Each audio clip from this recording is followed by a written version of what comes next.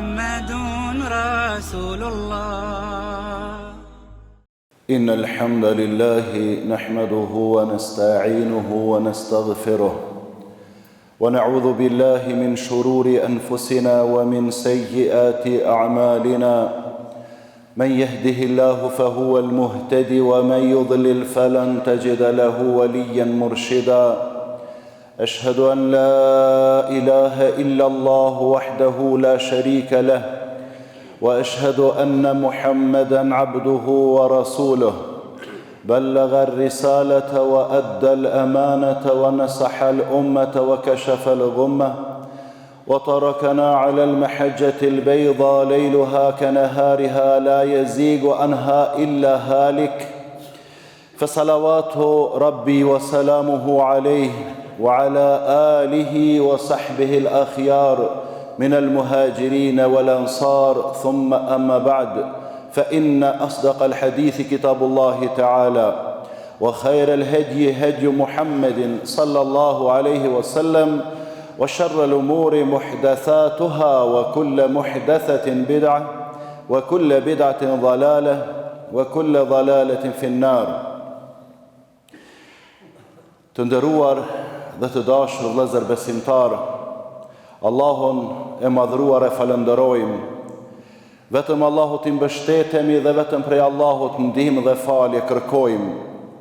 Paqja, mëshira, bekimet dhe lavdatat e Allahut qofshin për të dërguarin ton të fundit Muhammedin alayhi salatu wassalam, për familjen e tij, për shokët e tij dhe për të gjithë ata besimtar musliman që me besnikëri e pasojnë rrugën e tij deri në ditën e gjykimit.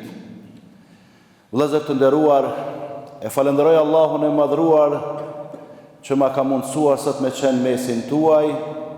Është nder dhe privilegj të takohemi së bashku në këtë shtëpi të Allahut të madhruar, në këtë muaj të bekuar dhe në një sezon teje të begatshme në 10 e fundit të muajit të bekuar të Ramazanit. Fillimisht ju përcjell përshëndetjet dhe selamet e kryesisë së Bashkisë Islame të Republikës së Kosovës dhe të kryetarit të saj Miftiut Naim Tërnava, duke ju dëshiruar agjerim të pranuar dhe adhurime të pranuara. Padyshim se jemi të nderuar dhe të privilegjuar si besimtar musliman që kemi arrit në këtë pjesë, që është pjesa ma kulminante, që është pjesa ma e begatshme e muajit të bekuar të Ramazanit. Allahu Teala e din shumë mirë se jeta jonë është e shkurtër, ndërsa ne kemi dëshirë, kemi qef me bo adhurime të shumta, dhe me qenë se nuk e kemi jetë gjatësinë si që kam pas ummetet, popujt e tjerë të pejgamberët e tjerë kur kanë jetuar me qindra vite, atëherë Allahu na ka nderuar neve me ditë dhe net të veçanta. Për ata edhe Allahu i madhruar ka bërë që në këtë muaj të bekuar të jenë 10 netët më të mira të vitit. Ka bërë që në këtë 10 e fundit të jetë edhe nata më e mirë e vitit, nata e Kadrit. Andaj që kemi rastin para vetes është më së vërtet. Mirë po, sa do ta shfrytëzojmë, atëherë secili i përgjigjet vetes së tij. Një gjë dihet se të gjithë ne së bashku kemi një qëllim final. Edhe të gjithë ne synojmë të arrijmë atje. Zatën ajo është kauza jonë jetësore, cila me arrit xhenetin edhe kënaqësinë Allahu te bareke ve taala. Vllazën, xheneti është i krijuar për ne dhe xheneti do të mbushet me besimtar musliman. Atëra ja vlen ne me hub këtë rast të shkëlqyeshëm që e kemi para vetes, sepse jeta në këtë botë nuk t'jep çdo herë lumturi, çdo herë kënaqësi, çdo herë harmoni. Jeta është edhe me hallë, me brenga, me sprova, me mërzi, me vujtje, e kështu me radhë, e kështu me radhë. Dhe pastaj vjen kush? Vjen jeta tjetër, vjen xheneti që e bën besimtarin musliman me harru të gjitha ato të cilat i ka përjetuar në jetën e kësaj bote. Në jetën e kësaj bote nuk jemi të sigurt që do të dalim fitimtar, në jetën e kësaj bote nuk jemi të sigurt që do ta rregullojmë jetën ashtu siç dëshirojmë ne, ndërsa nëse kemi qëllim final me rregullu jetën tonë të amshueshme të ahiretit, edhe me qenë fitimtar, atëherë kemi rastin, sepse fitues është ai i cili largohet nga zjarri i xhehenemit edhe në futet në xhenet. Ashtu siç thot Allahu Teala, "Faman zuhziha anin nari wa udkhila al-jannata faqad faz", ai i cili shmanget zjarrit të xhehenemit dhe futet në xhenet, ky ka fituar. Allahu na bof neve edhe juve prej tyre. Dhe sezona e begatshme që e kemi para vetes, 10 që i fundit në jep një rast një mundësi të veçantë që të arrim ato që e synojmë knatësin dhe xhenetin e Allahu te bareke ve taala. Vllazëm të dashur, mos u mundoni edhe mos angazhoni shumë për me i kënaqë këtij njerëzit, se nuk e arrini ato asnjëherë. Është e pamundshme me i kënaqë të gjithë, dhe se ka bërë dot asnjëherë askush, as pejgambert nuk kanë mujt këtij me i kënaqë. Synoni dhe mundohuni dhe punoni natën edhe ditën për me kënaqë Allahun e madhruar, sepse është diçka e lehtë, është diçka që arrihet. Për ata dhe të parët tonë, të devotshëm kanë thënë, ridha nas ghayatun la tudrak wa rida rabb ghayatun la tutrak. Që do të thotë, kënaqësia e njerëzve është qëllim që nuk arrihet, e kënaqësia e Zotit është qëllim që nuk lihet. Andaj çfarë? Leja ato që nuk arrihet dhe bëna ato që nuk bën të lihet, kënaqësinë e Allahut te bareke ve taala. Dhe jemi pranë një natë të veçantë, jemi pranë natës së Kadrit, për të cilën Allahu te bareke ve taala ka thënë, Lejletul Qadri khairun min alfi shahr, nata e Kadrit është më e mirë se sa 1000 muaj. Dhe kjo begati, kjo dhunti e madhe nuk ju ka dhënë ummeteve tjera përveç ummetit të Muhamedit sallallahu alaihi wasallam. Andaj çfarë duhet me bë? Si duhet të sillemi gjatë tyre netëve të fundit? Sigurisht se modeli i përkryer i përsosur është Rasulullahi sallallahu alaihi wasallam. E si ka qenaj, si ka vepruaj në shtëpinë e tij në këto net, na tregon bashkëshortja e tij Aisha radhiyallahu anha, e cila ka thënë, kana an-nabiyyu sallallahu alaihi wasallam idha dakhala 'ashr al-awakhir min Ramadan shadda mi'zara wa ahya layla wa ayqadha ahla. Pejgamberi alayhi salatu wassalam kur vinte 10 që i funit e shtërgonte rripin. Kjo është mënyrë apo thënie metaforike, që do të thotë e shtërgonte rripin sepse e priste diçka e rëndësishme. Edhe në jetën e kësaj bote njeriu kur ka ndaj punë trand, kur ka ndaj punë si serioze, çka e shtërgon rripin mirë se e pret punë e madhe. E shtërgonte rripin do të thotë në farë forme largoi edhe prej bashkëshortëve të tij në këto net. Dhe çka i përkushtoi Allahut? E para e ngjallte natën. E ngjallte natën do të thotë e kalonte natën shumicën e saj në adhurim, në ibadet. Pastaj jo vetëm kaq, po e zgjonte edhe familjen, dhe të gjithë ishin aktiv, të gjithë ishin pjesëmarrës në adhurime të lloj-llojshme, sepse 10 që i funit është koha kur kombinohen, gërshetohen adhurime të lloj-llojshme që nuk ka ndonjë sezon gjatë vitit që mundesh me gjetë dhe me gërshetua apo me kombinue të gjitha adhurimet ashtu siç i gërsheton, siç i kombinon në 10-shin e fundit të muajit të bekuar të Ramazanit. Dhe çfarë të bëjmë gjatë natës? Padyshim se këto obligimet që i kryjmë ndaj ditës na dhon komoditet, na dhon luks me bëa dhe adhurime gjatë natës, që dikush që si kryen obligimet e ditës, nuk i kryen farzat e Allahut, nuk besoj se mundet me qenë bashkë komod dhe bashkë rahat pastaj në punët vullnetare. Natën nuk kemi punë obligative, por kemi punë vullnetare. Për ata Allahu Teala në hadithin kutsi ka thënë, robi im nuk me afrohet mua me diçka tjetër më të dashur tek unë se sa duke i krye farzet. se sa duke i krye farzët. E pas farzëve, pastaj çka? Prej punëve që na afron më shumë tek Allahu Teala është edhe namazi i natës, që është namaz vullnetar, e që besimtarët i ngjallin shtëpitë dhe xhamitë e Zotit duke bërë këtë namaz, për të cilin pejgamberi alayhi salatu wassalam ka thënë: "Men qama Ramadana imanan wa ihtisaba, ghufira lahu ma taqaddama min dhanbihi." Ai i cili fal namaz të taravive gjatë Ramazanit, fal namaz të natës gjatë Ramazanit, me iman, me besim në Allahun, me bindje të plot dhe llogarit shpërblimin tek Allahu, ati falen gjunahet çfarë ka bërë përpara Ramazanit, është në pyetje gjunahet e vogla, është në pyetje gjunahet që kemi bën në raport me krijuesin, ndërsa gjunahet në raport me krijesat, do të më kërku falje, më jau kërku hallalin njëri tjetrit. Dhe keni kujdes, ruani vllazën, mos po i ngrit dikush durt kundër nesh tash 10 e fundit, e pastaj vaj halli për neve, sepse Zoti nuk na fal kur na ju i him në hak njerëzve. Andaj çka, kur të falni namaz natë, lutni Allahun për gabimet që keni bën raport me Zotin, ndërsa gjatë ditës kërkoni falje njerëzve për gabimet që keni bën me njerëzit. Pastaj pejgamberi sallallahu alaihi wasallam ka thënë: "Men qama lejlatal qadri imanan wa ihtisaba, ghufira lahu ma taqaddama min dhanbihi." Ai që bën namaz në natën e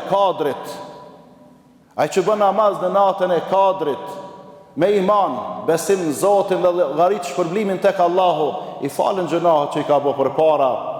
Dhe është një hadith shumë shpresdhënës, të cilin e tregon Imam Ahmedi në librin e tij, ku pejgamberi sallallahu alaihi wasallam ka thënë: "Men qama lejlatal qadri imanan wa ihtisaba, thumma waqa'at lahu, ghufira lahu ma taqaddama min dhanbihi wa ma ta'akhkhar." Ai cili bën namaz në natën e Kadrit, pastaj e qëllon natën e Kadrit, çfarë ndodh? I falen katët gjënat që i ka bë përpara, edhe ato që do t'i bën pas. Kjo nuk është amnistie përgjithshme, falje përgjithshme që me thonë bëni gjënahe mas Ramazanit. Mirë po këtu është për qëllim vllazën, nëse e ke arrit natën e Kadrit, ke bo do, e ke lut Allahun.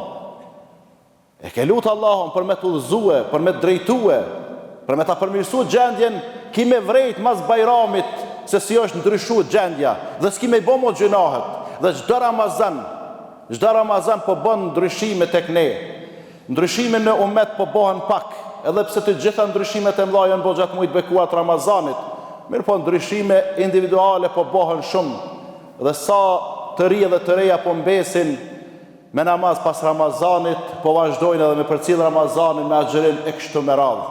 Andaj kërkoni falje Allahut në këto net, se Allahu është falës i madh. Allahu kënaqet, Allahu gëzohet kur robi i tij i ngreh duart lart dhe i thot: "O Zot, më fal mua. O Zot, fali prindit e mi. O Zot, fali besimtarët në përgjithësi." E me lajket të shoqërojnë ty dhe thojnë: "Edhe ty ashtu të qoftë. Qysh po lutesh për të tjerët, edhe ti lutesh për 2, ty të kthehet 2 fishi, lutesh për 10, të kthehet 10 fishi, lutesh për 1000, të kthehet 1000 fishi, e lutesh për këtë musliman, ty të kthehet." Kush është përfituesi kryesor këtu? Ti je përfituesi i shumëfisht. Andaj, të nderuar vëllezër, keni parasysh se vdekja është proces me të cilin do të përballemi herët avon. Ka të ngjarë që ndonjëri prej nesh e ka këtë 10 të funit në jetën e tij. Dhe ma nuk ka. Çka do të më bë? Mesazhi është: bën 10 e funit këtë sikur të jetë 10 lam të mirës. Llogaritë që me këtë Ramazan 2025 ti ma e përfundove misionin tënd jetësor. Dhe këtë do të mbetet argument për ty tek Allahu te bareke ve taala. Ngjall në natën edhe me Kur'an, me fjalët më të bukura, me fjalët më kuptimplote, me fjalët më të mira, me fjalët e Allahut te bareke ve taala. Ngjallni natën me istighfar, kërkim falje, sepse nuk ka mundësi besimtari me i kërku falje Allahut me boj istikfar e Allahu me dënue. A keni pa dikun që i dashuri e djeg ma të dashurin e ti? A keni pa dikun që prindi e djeg e vladin e vetë? Jo, s'ndodha jasë njëherë. E që shka mundësi Allahu me na djeg neve, kur ne i kërkojmë falje, kur ne i përgjerohemi, i për ulemi gjdaher e në veçanti gjatë tyre ditve dhe netve. E lusim Allahun Teala që të na mundëson neve dhe ju ta arrim natën e Kadrit, ta madhërojmë Allahun në këto net, sepse është e sigurt ata që duan sinqerisht dhe janë sinqert edhe punojnë seriozisht, ata kanë me arrit natën e Kadrit, edhe kanë me shfrytzu atë. Allahu na bof neve edhe juve prej tyre, Allahu na falt, Allahu na udhëzoft e çdo herë në punë të mira dhe të mbara. Allahu Teala na bashkoft. Aqulu qawli hadha wa astaghfirullaha li wa lakum wa li sa'iril muslimina min kulli dhanb fastaghfiruhu innahu huwal ghafurur rahim. Astaghfirullah. Alhamdulillahi rabbil alamin wa sallallahu wa sallam wa baraka ala ashrafil khalqi wal anbiya'i wal mursalin nabiyina Muhammedin wa ala alihi wa sahbihi wa sallim. Pastaj të nderuar vëllezër besimtar, si që dëgjuat edhe hoxhen tuaj të nderuar, imamin tuaj e nisin, është kërkesë e Këshillit të Bashkisë Islame këtu në Mitrovicë, se ne nuk kemi ardhur prej Prishtinës me kërku ndihmë, kemi ardhur me ju falënderu për tërë ato kontribute që i keni dhënë gjenerat pas gjeneratë dhe po i epni, dhe pas caktimit të Allahut, ju jeni shkaktarët kryesor që mbani gjallë Bashkinë Islame me institucionet e saj të gjitha që i ka. Sepse si që dini shteti sot e kësaj dite, ende ne me të lek nuk e ndan për institucionin tonë. Mirë po ishte kërkesë e Këshillit Bashkisë Islame në Mitrovicë që ta ndihmoni Këshillin, dhe është koha më e mirë, bile do të mi falenderue kryetarin edhe Këshillin që kanë marrë këtë hap për me ja hap derën edhe me ja qitë ndërmend që të jeni ma human, ma solidar, sepse pejgamberi sallallahu alaihi wasallam ashtu si tregon Enesi radhiyallahu anhu kana ajwad an-nas, ka qenë njeriu ma bujar, njeriu ma human, wa ajwadu ma yakunu fi Ramadan, dhe më së shumti human, më së shumti dardhëns, më së shumti solidar ka qenë në muajin e bekuar, në muajin e Ramazanit. Zatën edhe ka thonë afdalu sadaqa sadaqatun fi Ramadan, sadakaja më e mirë është sadakaja që jepet në Ramazan, dhe dijeni se nuk përfiton Këshilli i Bashkisë Islame shumë, as të tjerët, po ju që jepni përfitoni mas shumti, se Allahu Teala thot: "Wa ma anfaqtu min shay'in fa huwa yukhlifu wa huwa khairur raziqin." E çfarë do që shpenzoni në rrugën e Allahut, Allahu a kompenson atë, se ai është furnizuesi më i mirë. E Ibn Kathiri, komentatori i Kuranit i njohur, ka thënë: "Ua kompenson jetën e kësaj bote duke u shumëfishuar pasurinë." Ato që e japni e shumëfishon, ndërsa ua kompenson botën tjetër me shpërblime, me sevape të shumëfishta që as vetë si keni paramendue. Andaj Allahu Teala thot në hadithin kutsi: "Ya ibn Adam anfiq unfiq alejk." O biri Ademit, shpenza, se unë e shpenzoj për ty, jep, se unë t'jep ty. Allahu na boft prej atyne që shpenzojnë, prej atyne që japin rrugën e Allahut te bareke wa taala. Allahu ju nderoft, Allahu ju bekoft edhe bereqetin, begatit në familje, në dijen tuaj dhe në pasurinë tuaj. Allahu ashtoft.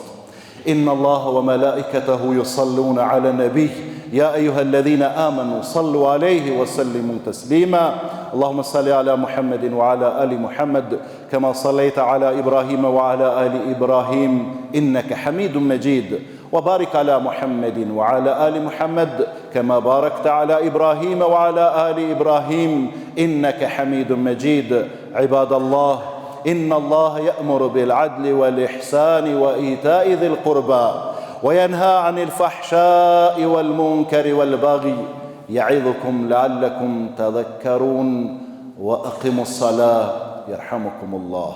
لا إله إلا الله، لا إله إلا الله، لا إله إلا الله. محمد رسول الله